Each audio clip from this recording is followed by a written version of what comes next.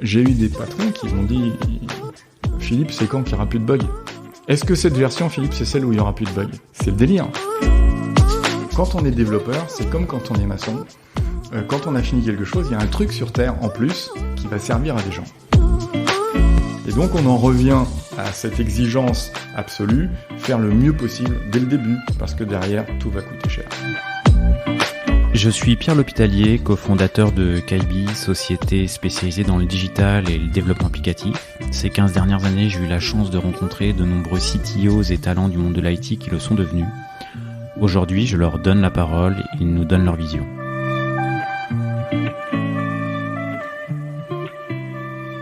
Eh bien, aujourd'hui, je suis avec Philippe Bobo, qui est Head of R&D de Mega International.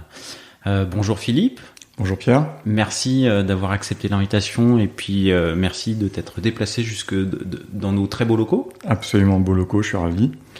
Tu sais quoi, ça me fait très très plaisir de t'accueillir dans nos locaux. Ça fait 15 ans qu'on se connaît. Quand on a commencé à se voir, on se voyait régulièrement. D'ailleurs, je sais pas si tu te rappelles des premières fois, mais ce que tu m'avais dit, ce que tu me disais les premières fois, c'était Pierre, je n'ai qu'une ambition, c'est me passer le plus rapidement de vos services. Ce qui me faisait moyennement rire, par ailleurs. Mais bon, pendant quelques années, tu n'as pas réussi, mais depuis quelques années, tu réussis trop bien et on se voit moins. Absolument exact. C'est un niveau d'excellence que j'ai atteint dans ce domaine. Du coup, on se voit moins. Et du coup, ça me fait plaisir de créer cette occasion en se revoyant à l'occasion de ce podcast. Et quand je t'ai appelé pour quand on s'est écrit pour te proposer de venir intervenir, tu m'as dit mais avec plaisir, mais est-ce que je vais avoir des choses à raconter?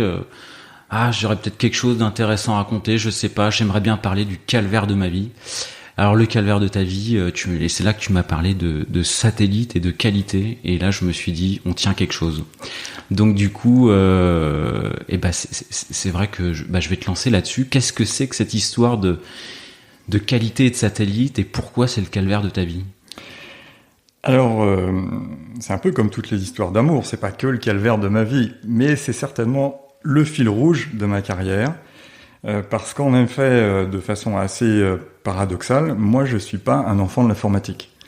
Quand j'ai fait mes classes préparatoires, il y avait pas d'école d'informatique qui soit dans les écoles de renom, et donc on choisissait de faire des ponts, ou de faire des mines, ou de faire des avions, ou de faire militaire. Et moi, on choisissait où on prenait ce qu'on avait réussi, et moi j'ai réussi à faire des avions. Donc je suis allé dans une école qui s'appelle Supaéro à Toulouse, et donc j'ai appris à faire des avions, et en dernière année j'ai appris à faire des missiles, des fusées et des satellites. Et donc j'ai commencé pas du tout à faire de l'informatique, bien que là j'ai pu avoir une sorte d'initiation pour ceux qui sont vraiment vraiment très âgés, Fortran, des choses comme ça. Et puis ça existe encore, hein. Je suis ravi pour les autres, hein. Et puis j'ai commencé donc à faire moi des satellites. Et c'était un métier absolument dingue, absolument passionnant, à une époque où c'était vraiment précurseur encore. Les grandes séries de satellites, c'était 3. La plupart du temps, c'était 1, c'est-à-dire une série de 1, en fait. Donc, tout est à construire, tout est à découvrir. Une série de 1. Ouais, la série, c'était 1. Et donc, oui. Alors, il y avait quand même des chanceux qui travaillaient sur des satellites de télécommunications, et dans les télécommunications, on en envoie 2. Parce que quand c'est pas mal. On peut parler de série, là. On envoie 2, on les met l'un à côté de l'autre, comme ça, quand il y en a un qui est en panne, ce qui arrivait assez souvent à cette époque-là, le deuxième pouvait prendre le relais avant qu'on se mobilise en disant « les gars, il va falloir en faire un troisième, parce que là, ça va pas tenir éternellement. » Donc, du fait de ça, j'ai passé 6 ans de ma vie à faire des choses extraordinaires. Je suis allé à Kourou, je suis allé en haut de la fusée, je suis allé... bref. Mais j'ai surtout appris des méthodes qui étaient, à cette époque-là, l'admiration de toute l'industrie. Et quand je dis toute l'industrie, c'est pas seulement l'industrie spatiale, c'est toute l'industrie. C'est les méthodes qui permettaient aux Américains d'envoyer des gens sur la Lune, et des méthodes qui suintaient et dégoulinaient dans tout le reste de l'industrie, et particulièrement chez nous qui faisions aussi des satellites. On n'envoyait pas des hommes, mais on envoyait des satellites, parce qu'il y a une caractéristique incroyable, essentielle, unique dans un satellite, c'est qu'une fois qu'on a appuyé sur le bouton de la fusée, on est parti pour plusieurs années, si on est fort, on est parti pour plusieurs minutes si on est mauvais. Mais il y a un truc qui est sûr, c'est qu'on va pas réparer. Et donc, de ce fait, il y a deux typologies de méthodes qui ont pris un ascendant terrible dans les décisions, dans les priorités et dans les frameworks qui les supportaient. C'est d'une part la planification de projet. Ça veut dire que le satellite, on est aujourd'hui, un jour, le satellite va être programmé pour partir sur la fusée le 12 juin dans 6 ans. Ce sera le 12 juin dans 6 ans. Et donc, si moi, c'est vraiment comme ça, la date, on la fixe 6 ans à l'avance. Bien sûr. Ah ouais. Alors 6 ans, j'exagère, c'est-à-dire que le plan du satellite, c'est ça. Après, on va prendre un engagement contractuel avec les lanceurs, ça va être 2 ans à l'avance. Ils ont un planning d'au moins 2 ans. Et donc 2 ans, c'est le jour. Parce qu'il y a des conditions atmosphériques, des conditions astronomiques, tout un tas de choses qui sont pas faciles, qui font que tous les jours ne sont pas possibles. Et puis ensuite, on n'est pas tout seul dans la fusée, et donc à la fin, il y a un rendez-vous qui est pris, et là, on joue pas vraiment. Dire à la fusée, je suis pas prêt, excusez-moi, à la qualité, ils ont pas fini les tests d'acceptance, ou excusez-moi, on a oublié un truc dans le satellite. Ça existe, malheureusement. La fusée avant la nôtre, elle est tombée parce qu'un gars avait oublié un chiffon dans la turbopompe. Mais non. Oui, ça existe. Donc, tu vas pas rassurer parce que on enregistre aujourd'hui alors que les 4 premiers touristes de l'univers se lancent aujourd'hui, je crois. Hein. Je pense qu'on a fait des progrès. Il y a plus de chiffons. Je pense que c'est les chiffons qui ont disparu et que du coup il y a d'autres méthodes. Donc du coup, tout ça, ça veut dire que le projet doit être super cadré, suivi avec des méthodes super lourdes, une rigueur incroyable. Et puis de l'autre côté, la qualité doit être le juge de paix. La qualité, dans ces méthodes, était complètement dissociée de la production, mais même complètement dissociée de la société qui faisait la production. Les qualités parlaient entre elles. La qualité du maître d'ouvrage parle à la qualité du maître d'œuvre. Elle parle pas à la société maître d'œuvre. Elle parle à la qualité du maître d'œuvre. Et le maître d'ouvrage parle au maître d'œuvre.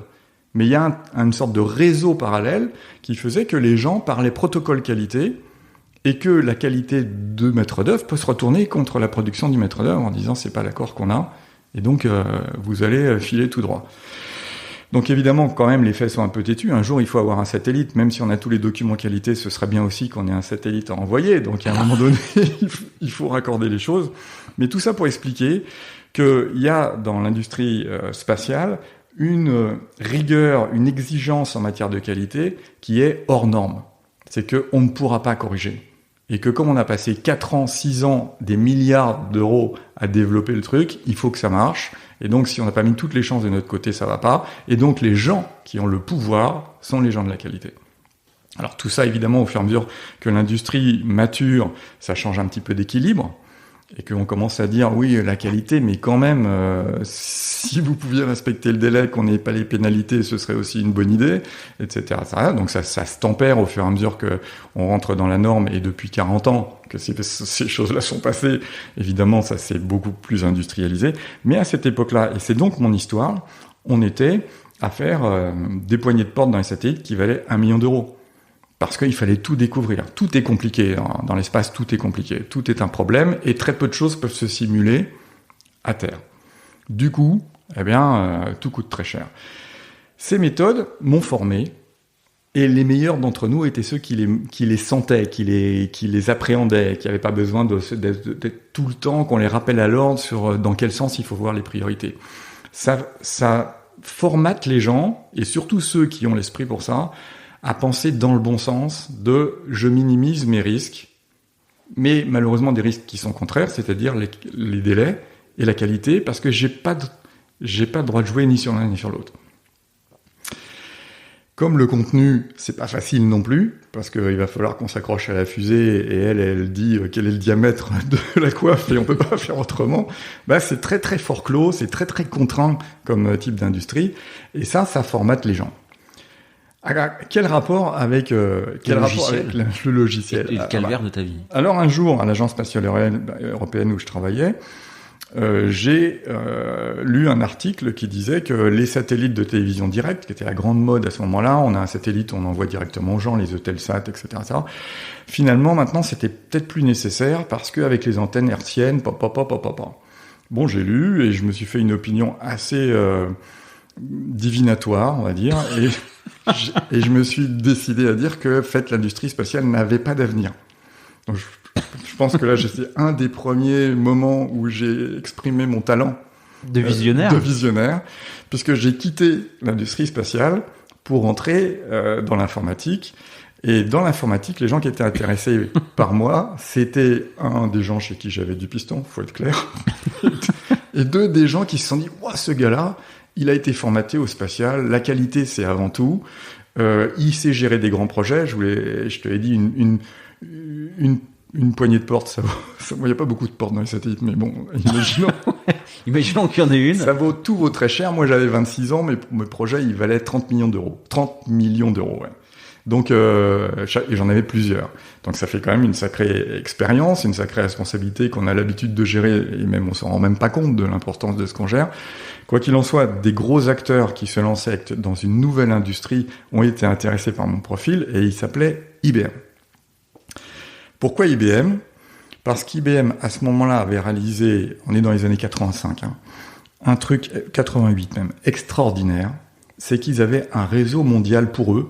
IBM en soi, IBM c'est 300 000 personnes réparties partout, ils avaient un réseau sécurisé partout, et ils se sont dit, on va créer une industrie du réseau à valeur ajoutée.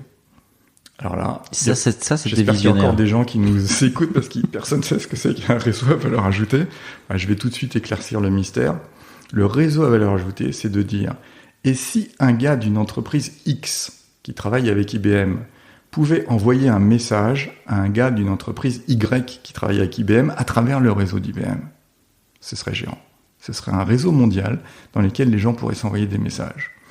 Et comme on a tout un tas de briques software chez IBM, on peut faire même beaucoup plus. Non seulement ils vont s'envoyer des messages, mais en plus, ils vont être capables de s'envoyer des fichiers. Eh bien, envoyer des messages, envoyer des fichiers d'une personne à une autre sur la planète, ça, c'est un réseau à valeur ajoutée. Et c'était ça qu'était en train de construire IBM. Ce qui est fou. C'est fou. Absolument dingue. Je pense que nos auditeurs, ils se disent, scotchés au plafond. Mais donc, sur quel monde vivions-nous avant 88 ? Exactement.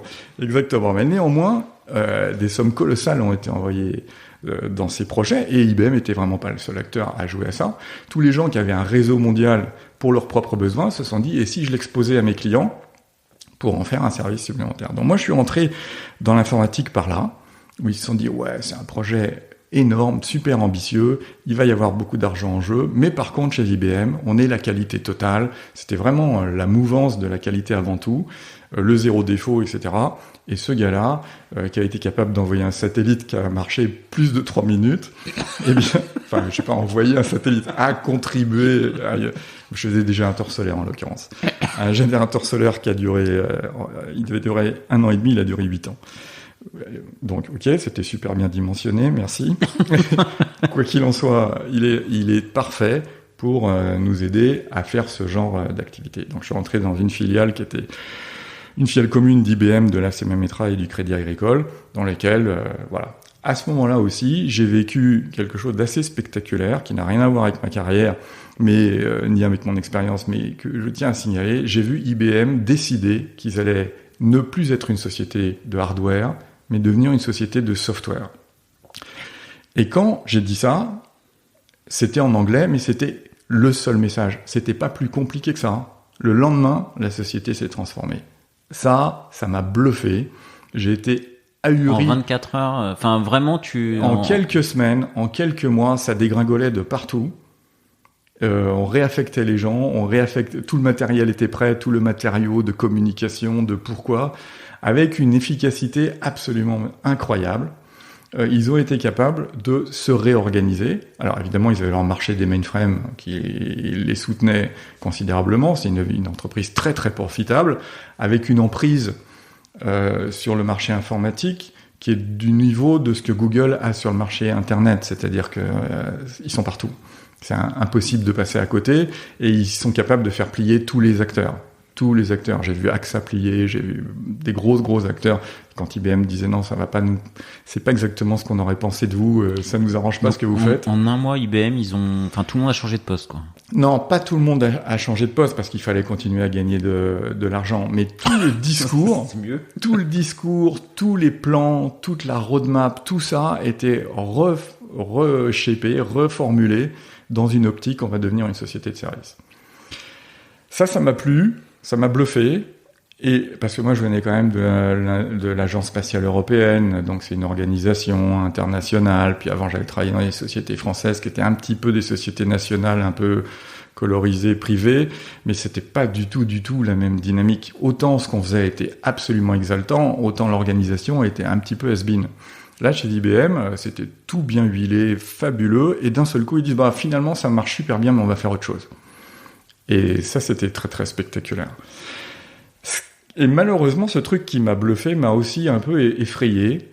C'est-à-dire que je me suis aperçu que j'étais pas fait pour travailler dans des entreprises qui font du marketing auprès de leurs salariés. C'est-à-dire que j'étais assez réfractaire à cette idée qu'on allait me faire prendre des vessies pour des lanternes, et que IBM, par exemple, qui n'avait jamais mis un doigt dans le monde Unix, allait devenir l'année prochaine le numéro 1 d'Unix, que Sun allait disparaître, que DEC allait disparaître, que Silicon Graphics allait disparaître, parce que c'était IBM. Alors il y avait plein de petits fours, plein de champagne, plein de trucs comme ça, mais ça finissait par m'énerver d'entendre des gens pour lesquels j'avais la plus grande estime, parce que c'est des très grands managers, raconter des inepties, ou ce que je pensais être des inepties, ce que s'est révélé à quand même un tout petit peu être des inepties, et que les gens, tout aussi intelligents qu'ils étaient, ils gobaient ça, ou ils faisaient semblant de gober ça, et moi j'y arrivais pas bien. Donc je me sentais pas très bien dans cet univers, non pas parce que c'était pas efficace, non pas parce que j'avais pas ma place, mais parce que je supportais pas bien cette culture d'entreprise qui pour moi était un peu de l'endoctrinement, et m'humiliait un petit peu. Ils me prennent pour un. Et donc du coup, j'ai arrêté ça. J'ai créé une petite société de développement qui a travaillé pour le spatial. J'ai créé des projets, Donc là, tu reviens au spatial? Non, je reviens pas parce qu'en fait, j'ai jamais quitté. Dès que j'ai quitté le spatial, en fait, quand j'ai quitté l'Agence spatiale européenne, j'avais fait des programmes sur le Macintosh là-bas. C'est là que j'ai été mordu un peu par l'informatique. Alors que avant, j'avais pas été trop séduit en Fortran et tout ça, des trucs avec des tableaux carrés, double ligne, où mon nom était marqué B avec un B, avec des petits B ou avec des petits O et tout ça. ça m'avait pas trop bluffé. Mais quand j'ai vu mon premier Mac à l'Agence spatiale européenne, parce qu'il y avait un pote qui était un fondu, on était en 86, le Mac est sorti en novembre 84, là j'ai dit, là c'est autre chose. Ça me botte vraiment. Il parlait, il me rappelait à l'ordre quand je travaillais plus et tout. Enfin, bref. Et donc là j'ai commencé à développer, et je suis parti de loin parce que j'ai cassé un langue Pascal, Object Pascal, tout ça. Et quand je suis parti de l'agence, j'avais sur mon Mac fait des programmes qui leur permettaient d'aller beaucoup plus vite dans le calcul des missions interplanétaires. J'insiste pas. C'était des trucs qu'on faisait avant en 3 semaines, et moi je faisais en 3 heures. Donc c'est super intéressant, parce que ça veut dire qu'on va pas faire une mission par mois, on va pas faire une tentative de est-ce qu'on pourrait lancer un truc tous les mois. On va faire autant qu'on en veut, parce que du côté de la puissance et du générateur solaire, lui, il est capable de calculer super vite, et donc on va faire plein de variantes, et on va regarder celle qui nous intéresse le plus du point de vue de ce qu'on a à faire pour le satellite. Donc ça, c'était vachement bien, et quand je suis parti, ils ont commencé à pleurer. Moi, je me rendais pas compte à quel point c'était important pour eux, mais ils sont venus tous me voir en délégation en disant « Philippe, faut que tu nous vendes ton programme, tu fasses une société, tout ça ». Donc en fait, quand je suis parti de là-bas, tout en étant chez IBM, j'ai commencé à créer une société en disant un jour ça servira à quelque chose. Ça a servi, parce qu'à la fin de ma période de coopération avec IBM, j'avais créé cette société, j'avais fait des programmes qui calculaient ça, et j'ai vendu mes modestes programmes, on va dire, entre guillemets, intelligence artificielle spatiale, de simulation spatiale, j'ai vendu à tous ceux qui existaient. J'ai vendu à la NASA, j'ai vendu au CNES, j'ai vendu à l'Agence spatiale européenne, j'ai vendu à Dassault, j'ai vendu à Ford, à Hughes. Tous les mecs de l'industrie étaient intéressés par ce petit programme à 2 balles. Donc je m'en veux à mort d'avoir mis le prix que j'ai mis, parce que c'était vraiment ridicule. C'était vraiment ridicule. Oui, puis alors pour le coup, une fois que tu l'as vendu à 4 acteurs, il y en a pas 50 derrière, quoi. Non, j'aurais pu, si j'avais connu un peu cette industrie, me dire, je vais faire des versions 1, version 2, version 3. Vendre à la licence. Exactement, mais c'était super dur parce qu'il fallait faire les étiquettes, et l'étiquette, il fallait faire un dessin 3D sur mon ordinateur, ça mettait une nuit. Et donc, coller les étiquettes sur les disquettes, puis après les envoyer en Afrique du Sud et tout c'était une galère, tout était une galère. Bon, ceci dit, après, j'ai un peu industrialisé. Donc, si on résume, par fainéantise de collage d'étiquettes, tu es passé à côté d'une fortune. Exact.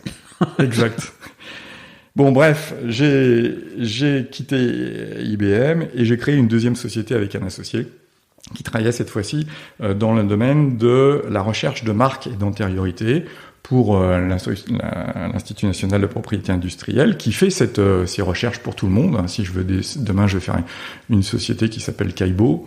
Je vais aller les voir. Et normalement, ils vont me dire, ça va être, faut faire attention. Il y a une société qui s'appelle Kaibi qui est assez puissante et donc faut vous en méfier parce que Kaibo ça se ressemble. Bon, eux c'est des abeilles et tout, vous c'est plutôt bobo, c'est autre chose, mais quand même. Donc ça c'est très très intéressant parce qu'en fait c'est beaucoup plus subtil qu'on y pense. Quand les gens font des marques ou des slogans ou des noms de sociétés, ils jouent à fond. Et Kaibi, c'en est un exemple. D'autres comme Soat avec Arrobas, c'en est aussi un exemple, par exemple. Et j'ai vu tous ces artifices arriver dans les marques. Les gens font beaucoup appel à l'extrapolation intellectuelle, l'assimilation intellectuelle. Le parasitage, c'est le fait, dans la loi, c'est le fait qu'un consommateur d'attention moyenne puisse confondre une marque et une autre. Et donc ça va dans l'aspect de la marque, et ça c'est très, très difficile, surtout à cette époque-là, on savait pas le faire, mais dans la phonétique, dans la façon dont c'est écrit, et dans ce que ça signifie. Si Kiloutou vient nous demander, on va falloir qu'on leur dise des gens qui font, je sais pas, sell nothing. Je ne vends rien en anglais, il faut qu'on leur cite, absolument. Donc il faut qu'on ait compris que Kiloutou veut dire Kiloutou, alors que ça s'écrit évidemment pas comme on l'entend. Ouais. Et puis ensuite qu'on ait fait cette approximation phonétique qui dit ah oui, on peut faire ce découpage, et ensuite qu'on ait dit voilà, au niveau sémantique, je trouve plein de marques qui ressemblent, au niveau phonétique, je trouve plein de marques qui me ressemblent, etc. Bon, des fois ça marche, des fois ça marche pas. Je me souviens qu'on avait eu à rechercher Choco Délice. Kinder avait déposé Choco Délice, je crois. Et donc, ils étaient venus demander à l'INPI de faire la recherche d'antériorité. Et que nous, on leur avait sorti des bateaux et des bateaux et des bateaux et des entreprises nautiques et tout ça. Et en fait, c'est parce qu'on avait découpé Choc, Eau et Hélice. Et Eau et Hélice, on était arrivés dans des bateaux. Et donc, c'était pas bon. Ça marchait pas. Ça marchait pas. C'était pas très bon. Bon, c'était quand même très intéressant parce que ça allait, on va dire, presque à l'extrême de ce que l'esprit humain est capable de faire comme assimilation naturelle. Ouais. Et il fallait y aller. Ça marchait sur la phonétique aussi ? Ah, bien sûr. Moi, j'ai appris juste récemment que on pouvait déposer une marque, enfin que déposer une marque phonétiquement, ça existait aussi, que c'était pas juste les... Non, on avait trois vecteurs on va dire trois vecteurs d'affinité entre deux marques. Il y avait la partie, ce qu'on appelait configuration, c'est-à-dire la façon dont elle s'écrit, la façon dont elle se prononce. Pour aller chercher Kiloutou et comprendre ce que ça veut dire, il faut faire de la phonétique. Il va falloir dire Kiloutou avec des phonèmes, et après aller chercher dans les mots comment on peut découper. C'est ce que fait l'esprit humain absolument immédiatement, pour arriver à voir que Kiloutou veut dire Kiloutou. Donc on est obligé de passer par le segment phonétique pour aller trouver le segment sémantique, c'est-à-dire la signification. Donc ça c'était parfait. C'était une histoire en fait il y a eu un problème. Pourquoi on a hérité de ce contrat qui était un gros contrat ? C'est que ce contrat était avant, disons-le, le temps a passé, il était chez IBM. Et je connaissais quelqu'un qui travaillait sur ce contrat quand moi-même j'y étais. Et en même temps, c'est un contrat de service bureau. Donc là encore, ça va faire marrer tout le monde. Service bureau, c'est quoi? Bah, en fait, c'est du hosting. C'est-à-dire qu'on s'occupait de leur application, mais en même temps, on la maintenait, on la développait. Donc le développeur de ça, je le connaissais. Il me connaissait bien. On avait travaillé sur le sujet. Et puis à un moment donné, IBM a racheté cette fameuse filiale tripartite où il y avait le Crédit Agricole et la CMA Metra. IBM a tout racheté. Et donc il y a un député qui a dit mais c'est pas possible que l'INPI donne de l'argent du contribuable à une société américaine qui s'appelle IBM. Et donc à ce moment-là, on a su que l'INPI allait arrêter le contrat avec IBM, quel que soit le problème, mais qui est-ce qui va le faire demain? Et là, il y a une petite tête qui s'est levée. Et donc là, on s'est dit ah bah nous on va faire quelque chose. Donc on a pris ce programme qui était en COBOL avec des fichiers indexés, etc., qui marchait bien. Et les gens déposaient leur demande la veille. Le temps que l'ordinateur tourne, ils revenaient le lendemain chercher leur listing et ils payaient, je sais plus quoi, 250 €. 250 francs, après, je m'en souviens plus. Et puis nous, on se dit, ok, on va pas faire ça. Donc moi, j'étais un fondu de Mac, donc j'ai dit, ok, on va faire ça en Unix, et on va trouver ça sur AUX, l'Unix du Mac. Bon, qui ressemblait beaucoup à HPUX d'ailleurs. Et donc, on fait une migration en C. Et puis, on a fait nos trucs, il y avait une interface client-serveur qui était magnifique, souris, tout le bazar, ils avaient des terminaux 3270, hein, ils vont être scotchés, ils vont être super scotchés quand ils vont voir ça, ils vont pas en revenir. Beaucoup plus puissant, tout un traitement local et tout, c'était beau, et tout, avec un environnement qui s'appelait 5PM, qui travaillait dans un langage qui s'appelait HyperTalk, c'était vraiment super puissant. Et donc, on a fui de nos couteaux, et un jour, on arrive et on fait la démonstration. On rentre quelque chose, admettons, je sais pas quoi, haricot verts. Parce que c'est pas là. Par exemple, haricots verts, voilà, si on trouve pas que c'est des haricots verts, on n'est pas bon. Et puis on fait le travail sur une base Oracle, tout ça. Le temps de le dire, tac, sort le résultat. Donc avant c'était la veille avant 17h30, le lendemain après 9h30. Là c'était 17h27. À 17h27, 38 secondes. À 17h27, 43 secondes, il y a le résultat. Et là, en fait... on vous achète pas? Ouais, non, c'est pas on vous achète pas, c'est aucune réaction. Dans un premier temps, ils n'ont pas compris que c'était fini. Et dans un deuxième temps, quand on leur a dit on va imprimer le résultat, ils ont compris que c'était fini. Après, ils ont regardé le résultat, ils ont vu que c'était la même chose, voire que c'était mieux parce qu'on avait fait des améliorations. Et on a vu que ça allait pas marcher trop bien. Et à ce moment-là, ils ont dit, ok, Monsieur Main, qui est votre correspondant, on voit que, ok, du point de vue de la qualité, c'est bien et tout ça. On va quand même faire un meeting, une réunion. On ne dit pas meeting dans ces milieux-là. On va faire une réunion pour se réaligner sur la façon dont on va mettre ça en production vis-à-vis du public. Et en fait, le lendemain, on a compris que c'était pas possible de faire payer 250 francs à des gens pour un traitement qui durait 8 secondes. C'était ça leur problème. C'était ça leur problème. Et donc, c'est la première fois... Ils vous l'ont verbalisé, ça, ou pas? Non. Rien du tout. Ça c'est... Rien du tout. Ils peuvent pas dire ça. Comment vous l'avez compris Ils nous l'ont dit clairement. Ils nous ont dit, parce qu'on avait vraiment un sponsor, et le sponsor nous a dit, en fait, la secrétaire générale a trouvé que c'était vraiment... très délicat d'aller expliquer des gens que le mardi, ils attendaient 8 heures et ils payaient 250 €, c'était normal, et que le mercredi, ils vont attendre 8 secondes et ils vont payer 250 €, et ils vont dire, mais qu'est-ce que vous avez fait les semaines d'avant pour nous faire payer si cher un truc qui était si mauvais?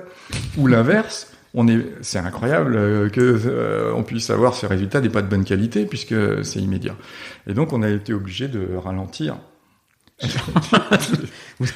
On n'a pas ralenti la machine, on a mis des time-out.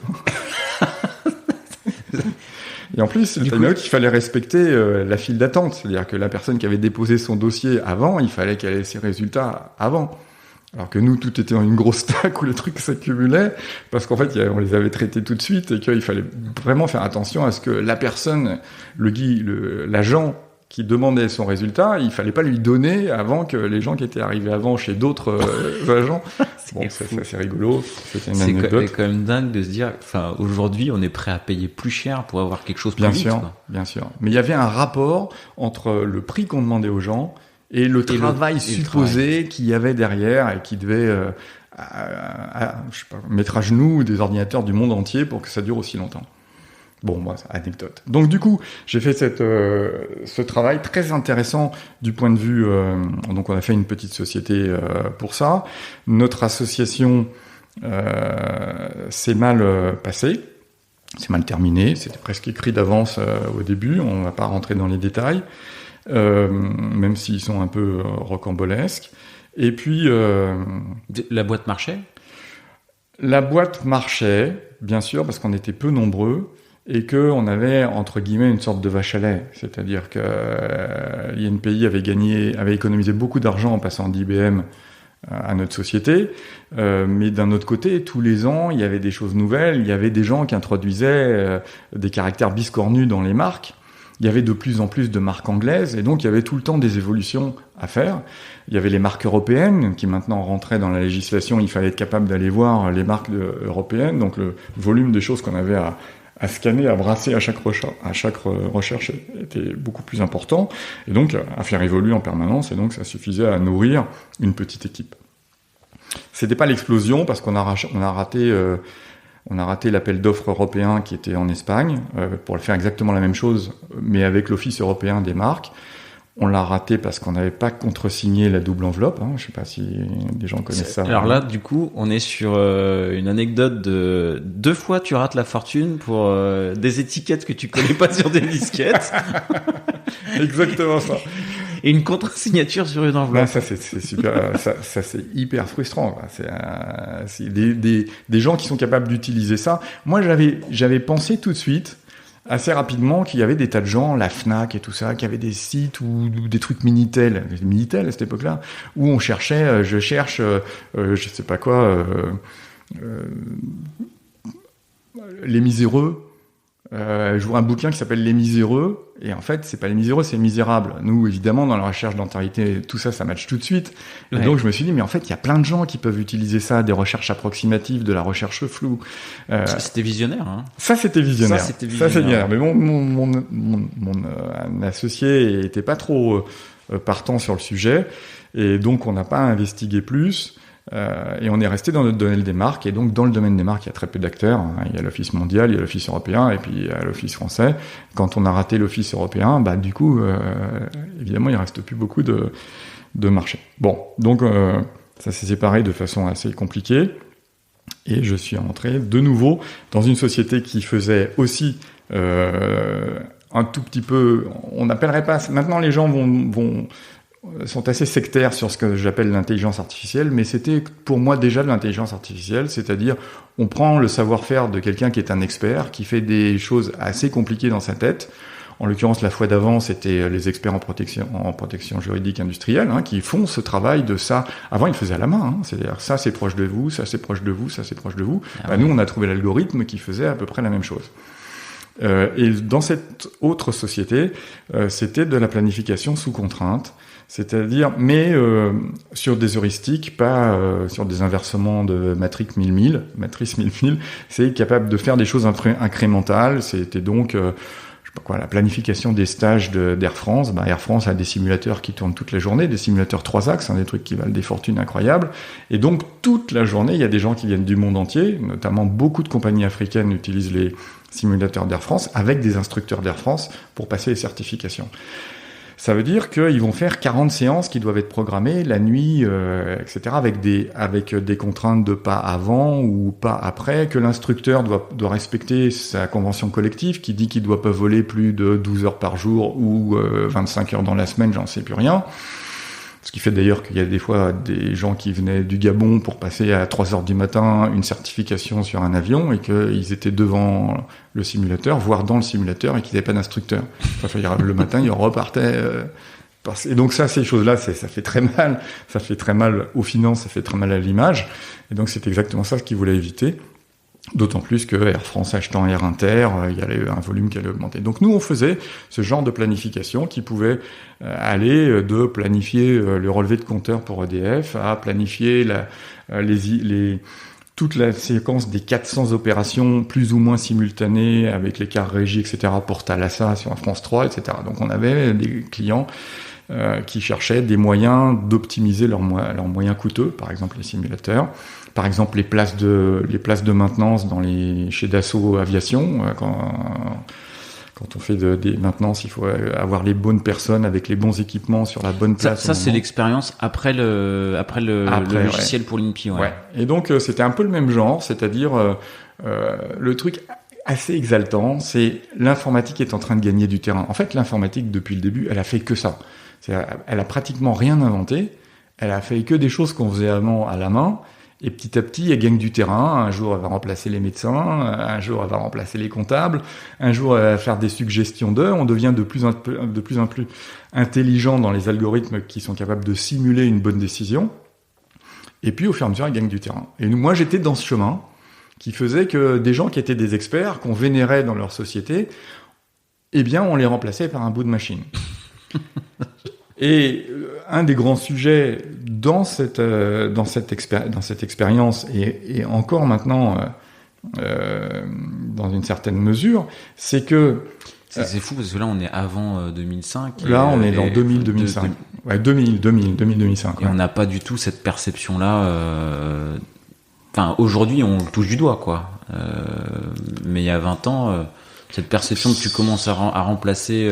Si, il y a, dans la navette spatiale, les atterrissages c'était déjà automatisé.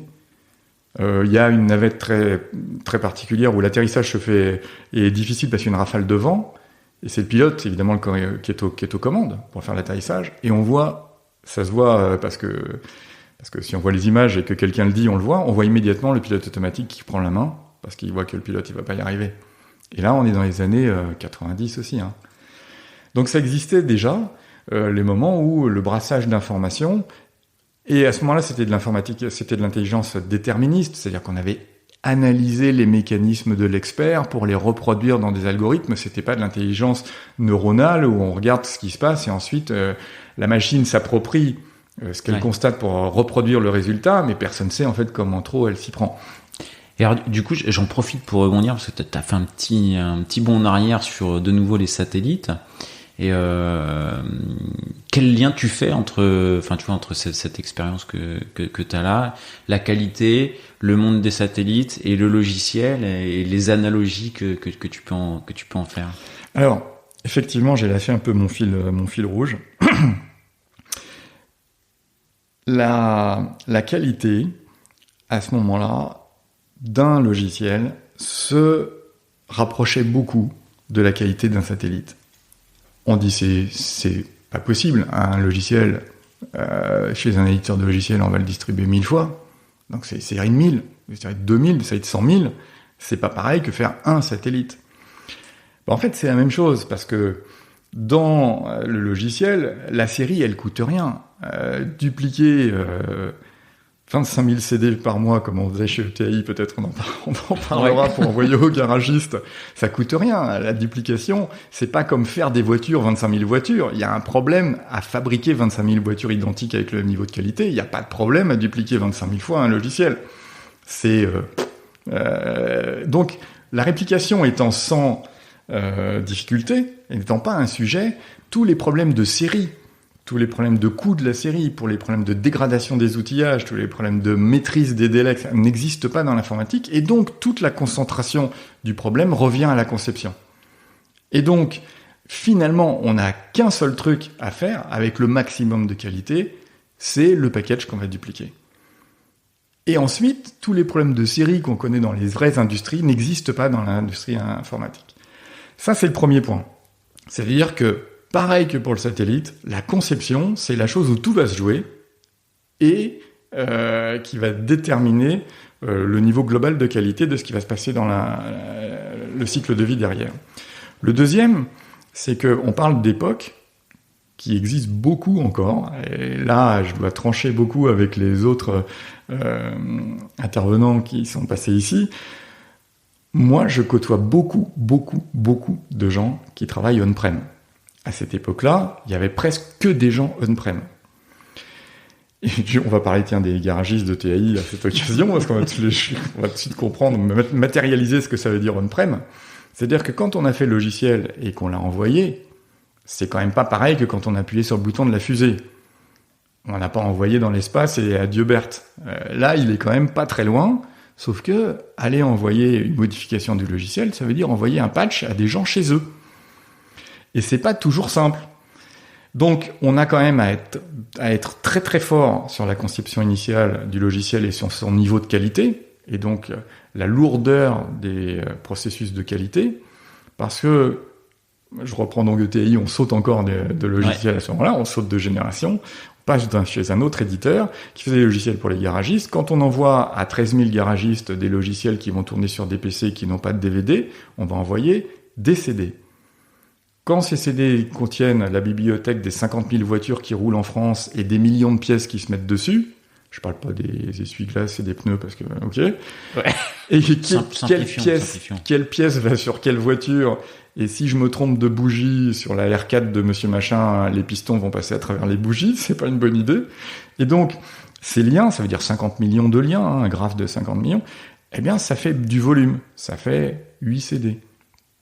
Et c'est 8 CD. Voilà, 8 CD tous les mois à chaque garagiste, parce qu'il y a les prix, il y a évidemment les voitures qui changent, et il y a les consignes qui changent, il y a le retour d'expérience, etc. Quand je me suis trompé dans mon programme, dans mon logiciel, et que je suis obligé d'envoyer un patch, je suis obligé d'envoyer 8 CD à 13 000 garagistes. Ça fait beaucoup de CD à fabriquer. Alors, il n'y a pas de problème sur la fabrication des CD, mais c'est quand même super cher, super lourd. Évidemment, ils vont pas les passer. Évidemment, ils vont passer celui du patch 2 avec le reste du patch 3 que la petite fille a mélangé avec les CD de Diablo 2. Et donc, ça va pas bien se passer. Donc, tout ce qui doit corriger quelque chose qu'on aurait mal fait au début, ça va être une galère. Et donc, de ce fait, on revient... Bien que ce soit très différent comme industrie et que on pourrait même dire c'est complètement antinomique. L'industrie du logiciel, c'est la seule industrie que je connaisse où quand la V1.1 sort, toutes les V1 qui sont dans la nature, on s'attend qu'elles soient mises à jour. Quand la 2008 version 2 sort, il n'y a pas toutes les 2008 qui sont dans la nature qui se mettent à jour, ce serait trop fort. Donc les voitures, les trucs, ils sont morts, ils restent avec leur cycle de vie, et l'autre nouveau apparaît, et il vient pas du tout interagir avec ça. Dans le logiciel, c'est la seule industrie où c'est juste le contraire. Quand on sort la version suivante, toutes celles qui sont dans la nature doivent se mettre à jour. Et bien du coup, ça paraît facile comme principe, ça paraît facile parce que c'est immatériel, mais en fait, physiquement, quand les gens sont on-prem, eh bien c'est super lourd. Ils vont détester mettre des mises à jour, ils vont pas le faire correctement, et c'est galère sur galère. Et donc on en revient à cette exigence absolue, faire le mieux possible dès le début, parce que derrière, tout va coûter cher. Évidemment, quand on est en SaaS complet, natif, et qu'on n'a qu'une seule instance chez soi, et que les gens du jour au lendemain, on va leur passer une modification, une amélioration, et quand je dis du jour au lendemain, c'est de l'heure X à l'heure X plus 1, et ils vont pas s'en apercevoir, tout est parfait. Mais quand on envoie des logiciels chez des gens qui vont l'installer au fond de leur bunker, avec une procédure qualité hyper lourde, avec des acteurs qui veulent pas savoir ce qu'il y a dedans, et c'est super compliqué. Donc c'est ça l'analogie qui fait que finalement, après avoir pensé que tout ce que je savais faire sur la qualité lourde, absolue, exigeante, ayatollah de l'industrie, n'était pas applicable, en fait c'était applicable dans une partie. Et du coup, le SaaS, bon, c'est... Enfin, toi, tu dis, tu travailles encore beaucoup avec des gens qui sont on-prem. Alors oui, donc à cette occasion chez ETI, par exemple, on est passé de garagistes qui recevaient des CD. Après, les constructeurs nous ont dit, faites du SaaS. Est-ce que vous êtes capable d'héberger, etc., etc. Évidemment, ce qu'on était capable de faire, c'était pas vraiment du SaaS, mais c'est du SaaS du côté des garagistes qui arrivaient tous en multitenant, mais du côté des constructeurs, ils étaient tous sur des configurations différentes. Et donc, on a basculé petit à petit, parce que ça arrangeait vraiment tout le monde, le cycle des données, puisque les données sont très importantes pour les garagistes. Les données étaient mises à jour beaucoup plus vite. Et puis nous, ça nous simplifiait la tâche de faire des corrections au fil de l'eau. Alors, au fil de l'eau de cette époque-là, c'était peut-être toutes les semaines. C'était beaucoup plus facile. Mais il restait au moins la moitié des 13 000 garagistes européens qui étaient avec des CD. C'est pas possible de mettre un DVD, hein, sinon... Donc, on est resté avec attention, on peut pas trop jouer avec le niveau de qualité de ce qui sort. Ensuite, Actuellement, chez Méga International, on travaille avec des très très gros acteurs. Bon, les plus grosses sociétés du monde, hein, pour les gens qui ne le savent pas, Méga International, c'est un acteur mondial dans le domaine de l'entreprise, dans l'architecture d'entreprise. L'architecture d'entreprise, c'est la capacité qu'on donne à certaines sociétés, les sociétés qui sont clientes, de se décrire complètement. Ça veut dire décrire leur organisation, les personnes, qui dépend de qui, comment, pourquoi, la filiale marocaine, la filiale Santiago, le headquarter aux États-Unis ou en France, blablabla. Donc, ce qu'on connaît d'une organisation de gens, ce qu'on connaît de process, comment on fait pour onboarder, comment on fait pour faire une mise en production, comment on fait pour acquérir un nouveau client pour la banque, etc. Tout ça, c'est des process. Toutes ces sociétés sont blindées de dizaines de milliers de process. Il faut pouvoir les décrire pour dire comment ça fonctionne. Et puis, les moyens de production. Chez EDF, ça va être les pylônes ou les centrales atomiques. Les choses que toutes ces sociétés partagent et sur lesquelles on est super fort, c'est évidemment l'informatique. Depuis la plus petite donnée dans une base de données, jusqu'aux applications qu'ils utilisent, jusqu'aux serveurs qui font tourner cette application, les process qui utilisent cette application, les chaînes de valeur qui utilisent ces process pour le bénéfice de tels utilisateurs qui sont dans l'organisation, le tout contribuant à la stratégie de l'entreprise. Un logiciel d'architecture d'entreprise, ça sait décrire tout ça. Alors, il n'y a personne au monde qui décrit ça de A à Z et qui est capable de dire « Ah attention, si je passe cette donnée de 8 octets à 14 octets, je vais mettre en péril la stratégie de déploiement en Amérique du Sud. » Ça, potentiellement... C'est trop précis, ça. Potentiellement, c'est possible. Chez nous, s'il y a un mec qui passait sa vie, il y arriverait. Mais évidemment, les gens font pas ça. Ils font de la description. De la description, pourquoi faire ? Parce que quand on veut se transformer, on est obligé de décrire. Moi, j'ai pas de plan de mon salon, mais quand je vais acheter un nouveau canapé, c'est sûr que c'est le moment où je vais faire un plan de mon salon pour savoir s'il va passer par la porte et si je vais encore avoir des prises de courant. Les sociétés font pareil. Et donc, dans ces gens-là, on a 3/4 essentiellement des clients qui sont encore des gens on-prem. Et c'est une tendance qui, évidemment, bouge un petit peu, mais un petit peu. Ces sociétés qui sont très frileuses, évidemment, quand on décrit l'informatique, quand on décrit la stratégie, quand on décrit l'organisation avec des noms et des mails, ils aiment pas trop que ce soit en danger.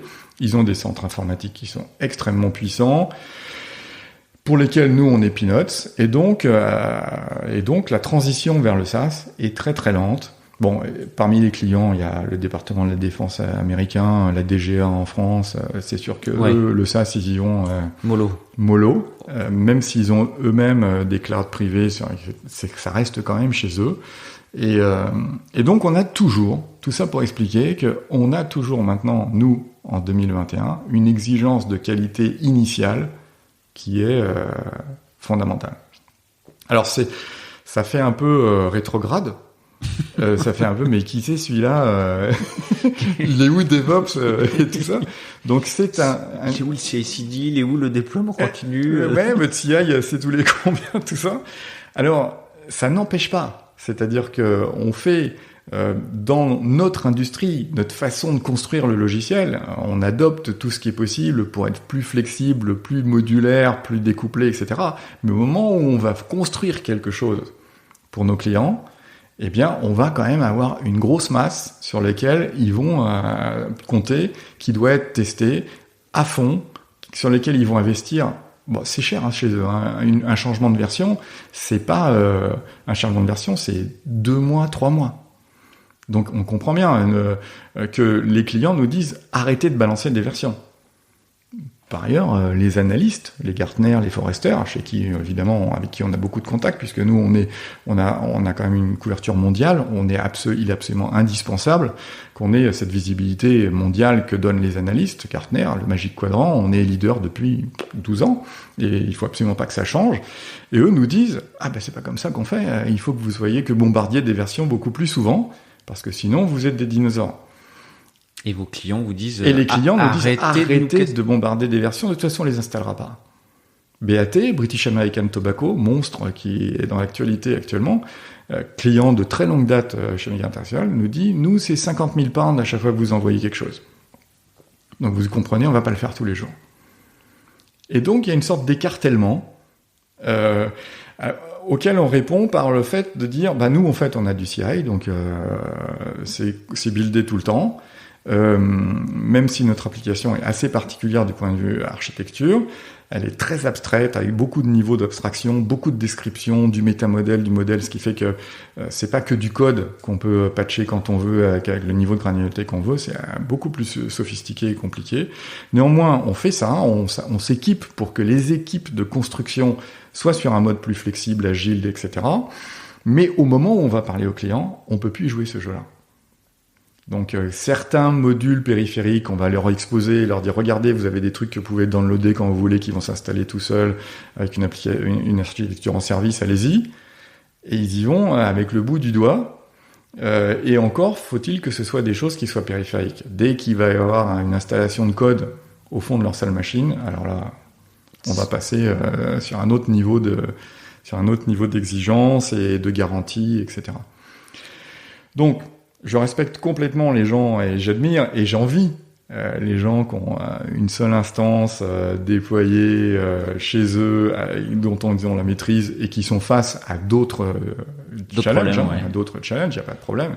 Nous, le challenge de la qualité totale au moment où on sort le package, il continue à exister. Et du coup, par contre, en interne, sur les organisations, tu dis voilà, on est à notre CI, voilà, sur les méthodologies projet, vous êtes sur du cycle en V avec grosse conception, grosse phase de test, ou vous êtes sur de l'agilité, Scrum, Kanban, comment alors on doit jongler. On doit jongler parce que dans les méthodes agiles, tout le monde le sait, chacun a appris ce qu'il pouvait jusqu'à la limite où il pouvait plus. Et donc nous on a fait pareil, c'est-à-dire nos équipes de développement, elles sont agiles, elles font du Scrum, un Scrum, une sorte de Scrum. On fait de l'intégration continue, on déploie, je sais pas combien, 50 versions de notre logiciel toutes les nuits pour que les développeurs et tout. Pourquoi 50 versions du logiciel ? Ouais. Par exemple, parce que quand les gens sont on-prem, ils ont peut-être pas la version du mois dernier, ils ont peut-être un bug sur la version du mois d'avant, ou du trimestre d'avant, ou de l'année d'avant, ou de la décennie d'avant. Et tous vos clients, c'est sur étagère. Bon, chez ETI, il y avait des options sur certains logiciels, j'imagine, des choses comme ça. Chez Méga International, c'est logiciel d'entreprise sur étagère ou avec des options également ou... Alors c'est bien pire. C'est sur étagère pour bricoleurs. C'est-à-dire que le logiciel est très sophistiqué. On fait des choses très compliquées. Au début, c'est la même chose. C'est l'informatique a gagné quelque chose que les gens faisaient à la main avant. Et nous, on s'est mis à être capable de faire cette description et d'en tirer des enseignements. Et comme dans tous ces marchés où l'informatique débute, ben en fait, le best of breed, c'est celui qui fait avancer la technique. C'est la technique qui va dire ce qu'on est capable de faire et ce qu'on n'est pas capable de faire. Et donc au début, on n'est pas drivé par un marché, on est drivé par une capacité technique. Et nous, on était très en avance chez Méga sur ces sujets de modélisation, comment on fait des graphes, comment on fait des versions de graphes, comment on peut faire un ASIS, c'est-à-dire l'existant, et le to be, une fois que j'aurai acheté mon canapé, je le dessine déjà pour voir si ça va marcher. Ben, on était très fort là-dessus. Et donc ça a avancé dans ce sens. Ensuite, évidemment, les gens se sont dit bon, c'est géant, on utilise leur logiciel tel qu'ils nous le donnent, et puis finalement, chez nous, un process, une activité, ça s'appelle une tâche, et surtout si je suis cambodgien, ça s'appelle autrement. Et puis ma norme, c'est, je sais pas quoi, dans l'informatique, c'était Meurize tout au début. Finalement, c'est plus Meurize, c'est le standard indien de X ou Y ou Z. On a vu passer tout un tas de standards de modélisation auxquels on s'est adapté, donc ça, c'était dans le produit. UML pour l'informatique, BPMN pour les process, tout ça c'est des choses qu'on a assimilées et qu'on offre dans notre produit. Et puis les gens quand on s'adresse à Procter & Gamble, on va pas leur dire regardez, c'est comme ça qu'on traite chez nous la gestion du portfolio des applications. Ils vont dire non, c'est pas ça, chez nous c'est pas comme ça. Ça, vous l'avez trouvé chez BAT et vous en avez fait votre produit, c'est super. Bon, ils le savent pas, mais c'est comme ça que ça s'est passé. Mais en fait, c'est pas comme ça qu'on fait chez nous. Nous, on fait autrement. Donc les workflows, c'est autre chose. La description d'une application, c'est autre chose. Et donc, on a une très puissante capacité de customisation. Il y a un IDE chez nous, une capacité de customisation autour de nos API qui permet aux gens de faire des cathédrales d'applications différentes par rapport à ce qu'on livre je l'ai dit tout à l'heure en passant de façon sans expliciter. Quand on a fait cette application qui, dans la stack que j'ai expliqué tout à l'heure, gère le portfolio des applicatifs de l'entreprise, qui fait partie de la description des entreprises, hein. Donc il y a 10 000 ou 12 000 applications d'entreprise chez Sodexo ou chez nos clients, c'est ça, hein, c'est Ikea, Monde, Procter & Gamble, Société Générale, etc. Eh bien, ils ont toujours entre 5 000 et 15 000 applications d'entreprise qu'ils gèrent, qu'ils connaissent. Ah, c'est fou, ouais. Eh bien, quand ils ont besoin d'optimiser ça, de savoir qui fait quoi, pourquoi, accède à quelles données, comment, est-ce que c'est GDPR compatible, etc., c'est ça qu'on les aide à faire. Hein. Ces gens-là, évidemment, on a maintenant fourni ça mais on a, nous, un jour, eu une idée prix Nobel qui était « Et si on faisait une application de gestionnaire d'application ?» C'était il y a 12 ans. Et donc, on a dit « Oui, on va aller voir un panel de clients pour voir si ça les intéresse. » Et on est arrivé chez BAT, qui était un de nos plus gros clients, British American Tobacco en Angleterre, et ils nous ont dit « Ah ouais, vous avez fait ça, mais nous, on a fait ça. » Ils nous ont montré, avec notre produit qu'ils avaient développé eux-mêmes une application de gestion de portfolio d'applications. Et donc, évidemment, on a fait comme tout le monde, c'est-à-dire qu'on s'est inspiré de ce qu'ils avaient fait et qui nous servait de spec bien ficelé et qui marche pour en faire notre produit générique. Eux-mêmes étaient très contents que leur spécifique redevienne un produit générique, donc c'est une synergie qui est assez classique. Mais c'est pour expliquer que la capacité de customisation est énorme et que c'est un calvaire cette fois-ci. Ça, c'est vraiment un calvaire. Parce que autant notre mécanique, notre industrie logicielle, qu'on essaie de faire plus flexible, plus modulaire, va s'accommoder de toutes nos modifications pour que tous nos produits qui sont basés sur nos API continuent à fonctionner quand on change les API, autant les customisations qu'ont faites les clients, on les connaît pas. On les a pas sous la main comme Salesforce. Nous, elles sont pas en SaaS à côté de nous. Elles sont pour la plupart chez les clients au fond du bunker. Et quand on va changer une API, pour la rendre plus, parce que GDPR maintenant demande une vue particulière des mêmes objets, eh bien à ce moment-là, on est en train de prendre un risque pour les clients. Et ça explique mieux pourquoi les clients sont réticents à suivre nos versions. C'est que ils ont un risque avec leur customisation. C'est qu'on ne peut pas garantir, vu de chez nous, le fait que ce qu'ils ont construit qui peut va continuer à fonctionner une fois qu'il va avoir la nouvelle version. Et globalement, faut être honnête, la plupart du temps, il va falloir faire des adaptations. Et donc, ils ont raison, ou au moins, on peut comprendre qu'ils soient pas aussi enthousiastes que nous à bénéficier des nouvelles versions. Et du coup, raison de plus pour être très très fort en qualité et essayer au maximum de rendre les migrations indolores, parce que sinon, on ne sortira jamais de ce cycle infernal du on-prem. Voilà. Ok. Je crois que je t'ai coupé avec ma question. T'étais sur la partie Scrum. Ouais, alors le Scrum, bien sûr. Scrum, c'est notion d'engagement. Scrum, je vais dire quelque chose. Les gens vont me haïr, mais c'est comme ça. Je pense pas qu'ils vont aller jusque là. Ah, pas sûr. Ils me connaissent pas. je vais me cacher. Je sors. Je fais ermite dès que j'ai fini cet enregistrement. Je m'en vais. Le droit à l'oubli. Au revoir. Je vois, alors donc j'ai une super longue expérience de l'informatique qui m'avait fait traverser tous les langages, COBOL, CICS, Rex, je sais pas quoi, 4D, Hypertalk, C, Sharp, je sais pas quoi, bref. Et j'ai vu au fur et à mesure du temps le niveau de service fourni par les langages, pour parler crûment, augmenter considérablement, et en même temps encadrer les gens dans l'endroit où le langage voulait les encadrer. Donc c'était de plus en plus lourd à apprendre, et de moins en moins compliqué à mettre en œuvre. Et de plus en plus riche en fonctions fournies. Là, je pense que j'ai fait de peine à personne, parce que c'est la voie normale des frameworks. Ça sert à ça, l'industrialisation fait comme ça. Dans les satellites, il y a maintenant des bus, des plateformes, comme la plateforme de la 2008, c'est la même que la plateforme de la C3 ou C4 ou je sais pas quoi. Dans les satellites, c'est pareil. Il y a des plateformes sur lesquelles on construit des satellites différents. Et les pionniers ou les dinosaures comme moi qui construisaient des trucs à l'unité, qu'elle est déployée une seule fois, ça n'existe plus. Sauf pour les satellites scientifiques. Et donc, ces frameworks ont un petit peu changé la nature de ce qu'est un informaticien. Je fais cette analogie qui veut pas être blessante, mais qui est la seule que j'arrive à trouver, qui explique un petit peu. On est passé un peu de gens qui étaient des docteurs, c'est-à-dire des gens qui devaient comprendre tout ce qui se passait, des informaticiens qui étaient jamais satisfaits du niveau où on leur demandait d'intervenir. On leur demandait d'intervenir sur la couche N, et eux, ils voulaient... mais c'est pas possible de travailler sur la couche N, c'est la couche N-1 qui est en dessous, elle est pourrie. Les perfs sont pourris, les API sont pourris, il y a des memory leaks et tout. Non, j'ai réécrit la couche N-1. Et les gars, et donc ça. Mais c'est bien ça, c'est un bon développeur du coup. Oui, ça c'est un bon état d'esprit. C'est un mec qui va tuer la société. Mais c'est un bon état d'esprit du gars qui est super exigeant, qui comprend tout, qui a envie de connaître. C'est l'esprit ingénieur, docteur.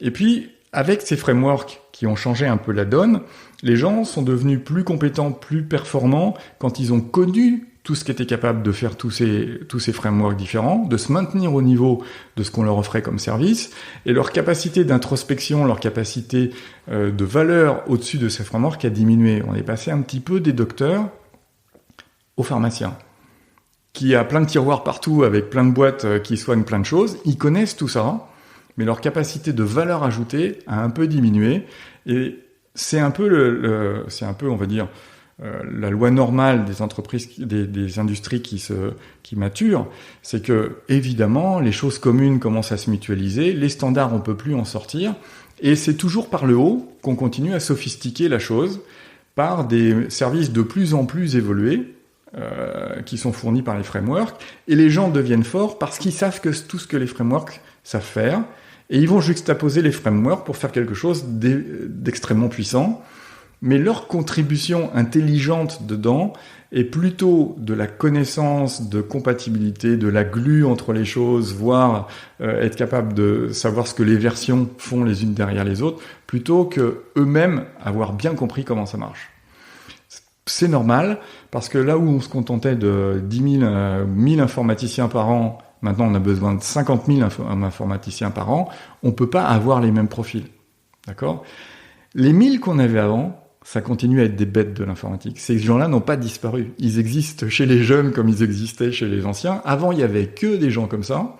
Et maintenant, ça devient un petit peu des bêtes à part qui ont du mal à se mettre dans la mentalité des autres. Des gens qui empêchent un peu les équipes de tourner en rond et dont les managers, soit ils n'en raffolent pas parce que ça fait un caillou dans la chaussure, soit ils en raffolent, mais c'est parce que eux-mêmes sont capables de les manager. Donc c'est des gens qui ont une capacité de projection, une capacité d'innovation un peu hors du commun. Ils vont pas faire comme les autres un assemblage qui. Ils vont avoir leur propre idée, conviction, et ils vont faire chier tout le monde. Je suis désolé de parler comme ça. C'est comme ça que ça marche. Mais par contre, il y a des pépites à cet endroit-là. Et alors du coup, toi, au fil de ta carrière, t'as dû recruter. Tu les recrutes ? Alors, j'ai beaucoup recruté parce que j'ai essayé au maximum de me séparer des services de Pierre qui voulaient me fournir des gens excellents au demeurant et dont j'ai essayé plusieurs fois de m'approprier les compétences. Ça n'a jamais marché. Oui, mais enfin bon, t'as réussi avec brio à te passer mes services. Oui, donc et en fait.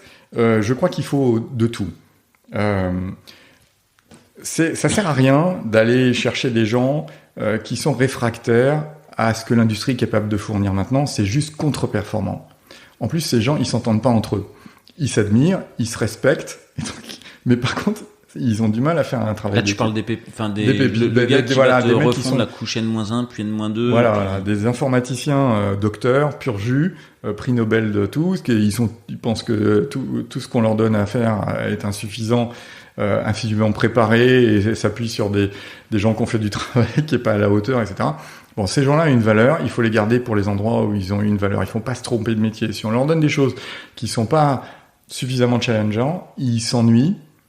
Et ils deviennent désagréables. Si on les utilise pas, alors on n'a pas cette capacité à se démarquer autrement que par une vision produit, ce qui peut exister.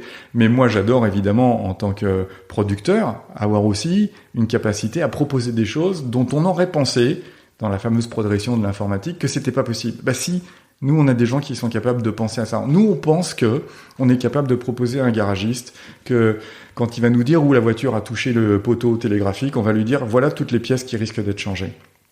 Parce on pense qu'on est capable de faire un algorithme, entre guillemets, intelligence artificielle, qui va propager le choc dans la voiture. Et comme on a la description de la voiture avec les pièces, on va pouvoir proposer une liste de pièces qu'il aura à vérifier, etc. Donc ça vient pas tout seul. À un moment donné, il faut être certain qu'on a les gens qui sont capables de penser ça. Et eux, ils vont partir de zéro parce que .NET ne fait rien du tout pour les chocs sur les voitures. Et Angular non plus. Et donc, il va falloir penser à quelque chose. Donc, ces gens-là ont une capacité de projection, une capacité d'innovation. Il faut savoir les écouter, il faut les mettre au défi, mais il faut pas trop les mettre dans la chaîne de prod. Parce que ils vont se sentir brimés, ils vont se sentir à l'étroit, et même ils vont polluer les autres qui, au contraire, marchent très très bien. Les méthodes agiles, de ce côté-là, il y a plein de bénéfices. J'adore l'idée du Daily Scrum, où les gens, j'ai vu des gens vraiment renfermés sur eux-mêmes, des gens très forts, mais renfermés sur eux-mêmes, qui faisaient peur à tout le monde. Bouder les Daily Scrum, puis après venir écouter, puis après venir engueuler celui qui disait une bêtise, puis finalement dire ce qu'il faisait, puis finalement apporter beaucoup de valeur aux autres parce que ils se sont aperçus qu'ils n'étaient pas en compétition, qu'on les respectait, qu'ils adoraient, ils étaient les bienvenus dans la discussion et s'imprégner des problèmes des autres et de venir spontanément les aider, ce qui serait jamais arrivé avant. Je suis sûr que de ce côté-là, on gagne beaucoup avec des gens qui étaient un petit peu introvertis. De l'autre côté, tu leur reproches du coup les apports de Scrum et du Daily, tu reproches quoi aux méthodos? Alors, on va revenir à notre point de départ.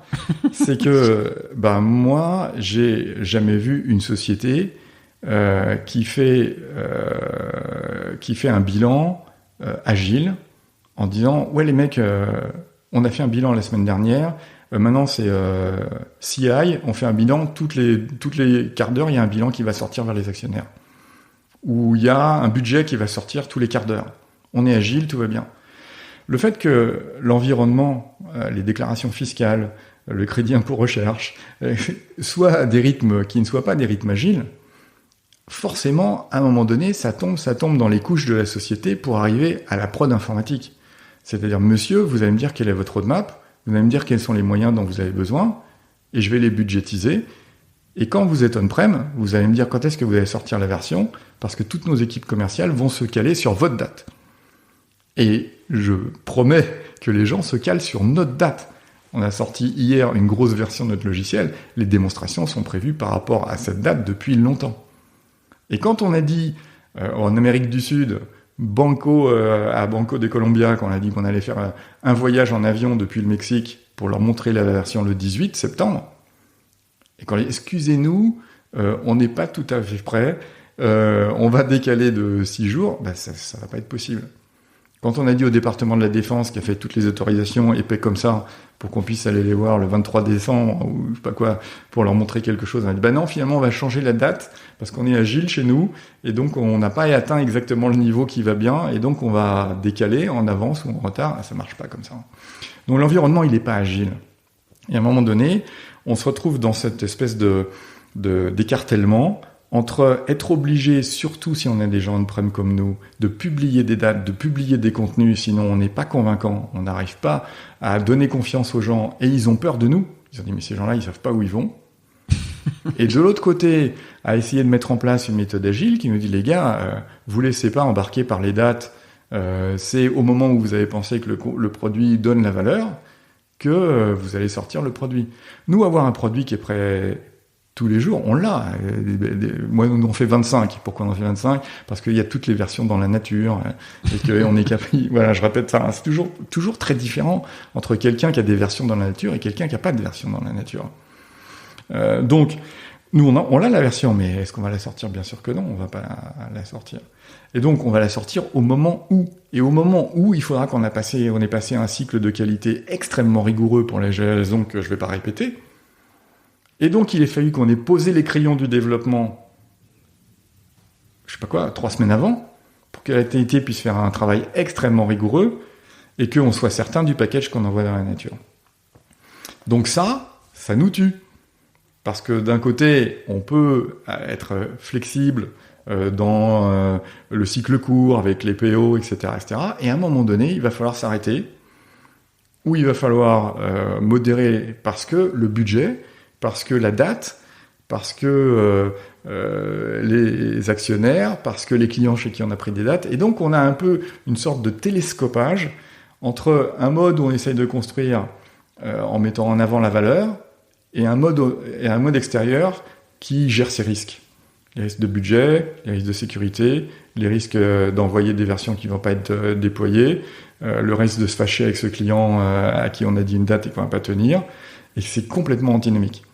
Donc au milieu, c'est difficile, et c'est d'autant plus difficile quand on est comme nous, avec des versions customisées, chez des clients très gros qui vont installer chez eux. Donc là, il y a une sorte de torture pendant un moment donné, où on se dit il faut absolument qu'on implémente ces méthodes. J'étais pas un grand fanatique, j'ai vraiment changé d'avis. Je vois, et notamment avec ce qu'on a vécu ces dernières années, le fait qu'on soit dans un fractionnement, une granularité des tâches extrêmement précise, avec une gestion Kanban ou ça dépend des équipes du backlog, ça nous a beaucoup aidé. C'est-à-dire qu'en remote, on était absolument à l'aise. On n'a pas du tout baissé de rythme à aucun moment. On travaillait déjà comme ça. Que les gens soient à 100 km ou à 1000 km, ça posait aucun problème. Il se trouve qu'on avait, nous, depuis 15 ans, au moins une douzaine, à la R&D, au moins une douzaine de gens qui étaient partis en province, et donc on était vraiment très bien équipés. Et du coup, à cet endroit-là, on s'est dit super, vraiment heureusement que on a embrassé toutes les méthodes et les outils de support qui vont avec, parce que ça nous a permis, c'est complètement indolore pour nous. À l'inverse, ça change pas qu'un jour il va falloir poser les clairions et qu'on va rentrer dans un mode beaucoup plus rigoureux parce qu'il y a une version à sortir dans 15 jours. Et que ce sera très mauvais effet si on dit « Oh non, excusez-nous, c'est pas 15 jours, ça va être 3 semaines ». Vraiment, ça fait peur à tout le monde, particulièrement à nos gros clients. Donc c'est ça le défi, c'est comment on marie les deux, comment on fait pour tenir notre date, alors qu'à l'inverse, eh bien, les processus de budgétisation, les processus d'anticipation de la charge, dans les méthodes agiles, c'est pas aussi rigoureux que ça l'était dans les satellites. Et donc, il faut trouver son chemin, et je pense que tout le monde a trouvé ce qu'il prend et ce qu'il prend pas. Mais bon, ça fait partie, j'espère, des valeurs qu'apporte le management. Ah, ça pourrait être un mot de la fin. Néanmoins, je vais te poser quelques petites, 3-4 dernières questions, peut-être un petit peu plus légères. Ok. Alors, il y en a une. Je me rends compte que ce moment, le moment où tu passes CTO, ouais. On l'a sauté ou pas? Ce petit moment, parce que je crois qu'on a sauté un peu cette 4e expérience, et je crois que c'est un peu un moment. Est-ce que c'est un moment un peu particulier? Oui, bah évidemment, j'allais dire une carrière aussi longue, il y a forcément des moments pittoresques. Hein. Le jour où j'étais à la fameuse table du CNES avec 40 personnes et 2 ministres au bout, et qu'on s'adresse à moi pour me dire alors votre générateur solaire il est déployé ou il est pas déployé. Et moi j'ai 28 ans, je suis à un moment particulier quand même, hein, c'était pas la question, mais on fait quand même 40 litres d'huile avec une olive à ce moment-là. Bon, donc ça s'est bien terminé. Et le moment de CTO, c'était un autre moment très fort, où j'étais rentré dans cette société qui faisait de la planification sous contrainte pour faire les services et l'avant-vente. Et à un moment donné, il y a wash-out, il y a un gros problème financier, les actionnaires ne font plus confiance aux fondateurs, et on enlève un certain nombre de personnes, notamment le patron, le CTO, qui était à Caen. Et là, j'ai une surprise, comme on n'en a pas beaucoup dans sa vie, c'est l'équipe de Caen publie le fait qu'elle aimerait beaucoup que ce soit moi qui devienne CTO. Mais tu faisais quoi, toi, à ce moment? Bah, moi, j'étais patron des services, donc des gens qui installaient, qui faisaient les customisations, il y en avait déjà dans ce logiciel, qui faisaient l'avant-vente. J'étais à Paris, et j'avais une équipe d'une 15aine de personnes qui faisaient les services. Et à ce moment-là, les gens de la technique, à Caen, qui faisaient ces fameux algorithmes heuristiques assez compliqués, qui venaient de chercheurs de l'université de Caen, et qui se retrouvaient un petit peu décapités puisque leur patron faisait partie des fondateurs et donc il a été mis un petit peu à l'écart, eh bien, Et là, on veut Philippe. Exact. Exact. Donc cet embranchement, c'est un hasard. Et à ce moment-là, le défi est de taille. Évidemment, je sais programmer. Évidemment, j'ai été développeur chez Apple. J'ai fait très développeur chez IBM, etc. Donc, je suis pas inculte et mal placé pour connaître le métier. Mais quand même, j'étais très flatté. Et c'était une expérience extraordinaire. C'est un moment fort, un tournant. Un moment fort, ouais. C'était une équipe Bon, j'ai eu la chance de travailler, y compris chez Mega en ce moment. Je suis arrivé beaucoup dans des sociétés. C'était vrai chez Delia Systems dont on parle. C'était vrai ensuite chez ETAI. C'était vrai aussi chez Mega International. À des moments où des sociétés se retrouvaient en très grosses difficultés avec leur R&D. Soit un niveau de qualité insuffisant par rapport aux exigences, soit des patrons de sociétés qui s'étaient pas rendus compte de ce qu'était une industrie du logiciel, soit des mauvais choix, d'une R&D partagée en deux, des conflits, etc., etc. Et j'ai eu cette chance qu'on m'appelle à ces moments-là pour une raison que je connais pas, et donc de moi avoir le challenge de dire ok, qu'est-ce que je fais pour remonter ces équipes qui sont au fond du trou, qui sont blâmées tout le temps, qui ont la pression continuelle et qu'on accuse d'être les troubles faits et d'être les générateurs de la mauvaise santé des sociétés. C'est arrivé plusieurs fois. Et à chaque fois, le discours qui m'a été fait était toujours le même. Vous arrivez, vous regardez et vous faites le ménage que vous voulez. Et une de mes grandes fiertés, c'est de dire j'ai jamais fait le ménage. Parce qu'en fait, j'ai trouvé toujours des gens super bons. Les gens qui sont là quand la société est au fond du trou et qui se battent tous les jours pour arriver à garder, à sortir les versions, à se prendre une baffe le mardi à chaque comité de direction, etc., c'est des gens qui sont super costauds. C'est des solides, c'est des gens qui ont l'amour de ce qu'ils font, et il faut leur donner l'oxygène, il faut arriver avec le prestige du mec qui est nouveau, qui va leur foutre la trouille, mais en même temps qui va avoir une aura auprès de la direction qui l'a mandaté. Et donc, il faut utiliser cette aura pour donner de l'oxygène à ces gens, pour leur donner une structure et pour faire comprendre au-dessus que l'industrie du logiciel, c'est une industrie, c'est pas du service, et que beaucoup de gens n'ont pas ça en tête. Ils pensent que parce que c'est immatériel, c'est pas aussi lourd qu'une autre industrie. C'est aussi lourd qu'une autre industrie. Il y a des choses à respecter, et que, en particulier, les gens qui sont artisans là-dedans, il faut leur donner les moyens de travailler proprement. Si dans les fameux 100 jours, on a réussi à utiliser cette aura, ce mandat, cette mission de faire le ménage pour dire le ménage, on va commencer par vous un peu, vous allez prendre un peu de hauteur, vous allez les laisser respirer, qu'il y ait un patch tous les mois pour les garagistes, vous espérez quoi? J'ai eu des patrons qui m'ont dit Philippe, c'est quand qu'il n'y aura plus de bugs? Est-ce que cette version, Philippe, c'est celle où il n'y aura plus de bugs? C'est le délire. Quand on est patron d'une entreprise qui est éditeur de logiciels et qu'on pose cette question, c'est qu'on n'a rien compris. Enfin, il y aura toujours des bugs. Moi, j'ai peur qu'il y en ait toujours. Et donc, on doit donc s'organiser pour que on sache les traiter le mieux possible, etc.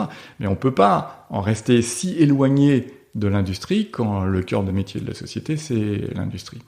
Donc, ça a été vraiment un plaisir pour moi dans ces diverses expériences d'arriver à mettre en valeur les gens, de les remettre dans l'autre sens, si possible, jusqu'à ce que l'aura s'effrite. On a pris un nouveau niveau de confort qui fait que la société a un nouveau niveau d'exigence et qu'on se retrouve dans des situations rugueuses où on pense qu'il faudrait Bon, ça m'est donc arrivé de sortir moi aussi, de moi-même sortir, pour que quelqu'un d'autre ait son jour.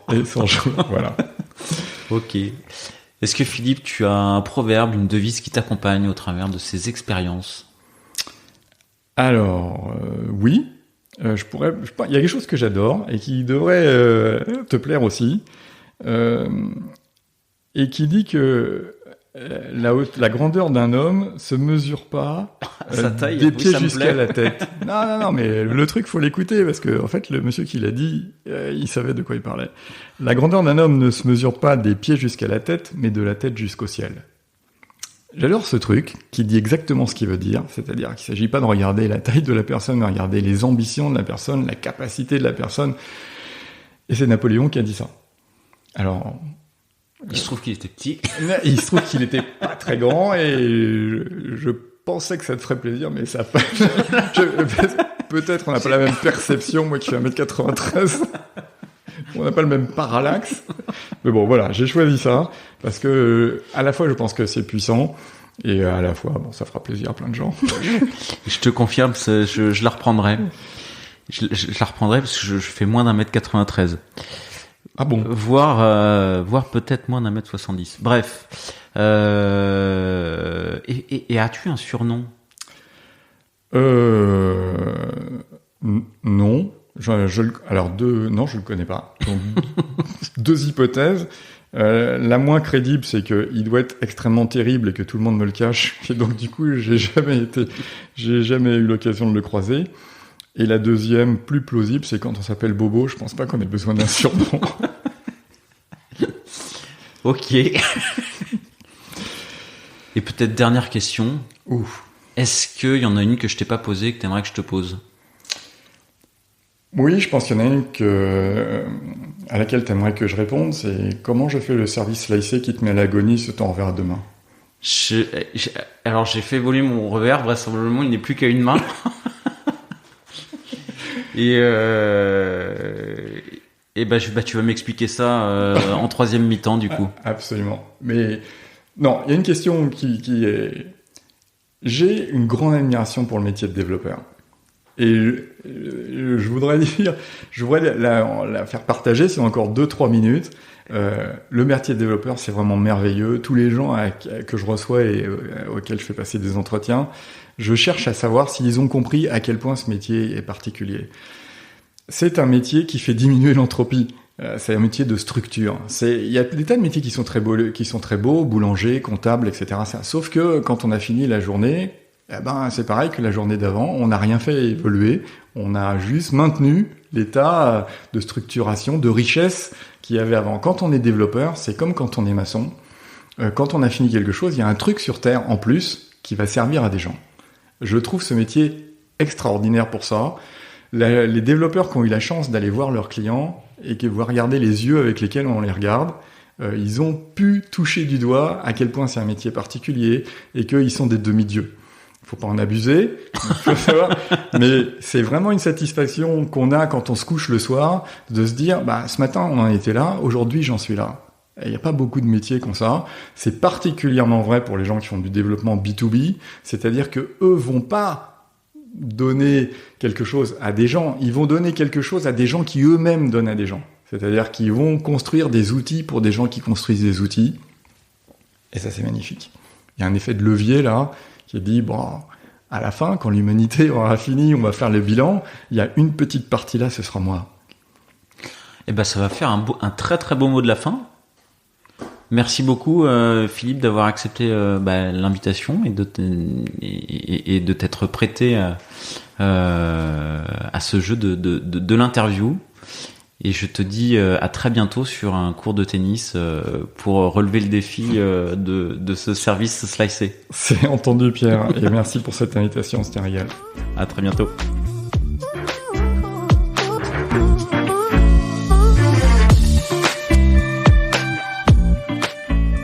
L'épisode est terminé, j'espère qu'il vous a plu, et si c'est le cas, c'est le moment de prendre 2 ou 3 secondes de plus pour 2 ou 3 clics. Un petit clic pour un pouce bleu, ou un petit clic pour un partage aux copains, ou un petit clic pour vous abonner et ne pas rater le prochain épisode. À très bientôt.